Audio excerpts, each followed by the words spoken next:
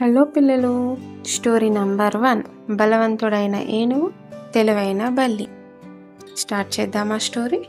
ఒక అడవిలో గజేంద్రుడు అనే పెద్ద ఏనుగు ఉండేది. దానికి చాలా బలం ఉండేది, కానీ కొంచెం పొగరు కూడా ఉండేది. అందుకే అడవిలోని జంతువులన్నీ దానిని చూసి భయపడేవి. ఒకరోజు గజేంద్రుడు అడవిలో నడుస్తూ చిక్కి అనే చిన్న బల్లిని చూసింది. ఓయ్ చిట్టి బల్లి, నువ్వెంత చిన్నగా ఉన్నావో, నీకే బలం లేదు కదా అని నవ్వింది. చిక్కి నవ్వుతూ, గజేంద్ర, బలం కంటే తెలివే గొప్పది, అది ఒకరోజు నీకే తెలుస్తుంది అని చెప్పింది. అదే రోజు గజేంద్రుడు ఒక పెద్ద గుంటలో పడిపోయింది. ఎంత ప్రయత్నించినా బయటకు రాలేకపోయింది.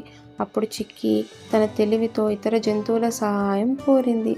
అప్పుడు జంతువులన్నీ కలిసి వచ్చి గజేంద్రుడిని గుంటలోంచి బయటకు లాగాయి. గజేంద్రుడు సిగ్గుపడి చిక్కికి ధన్యవాదాలు చెప్పి, చిక్కి, నిజమే, తెలివి లేకపోతే బలం వృధానే, నువ్వు నాకు మంచి బుద్ధి చెప్పావు అని అంది. నీతేంటంటే బలం కంటే తెలివే గొప్పది.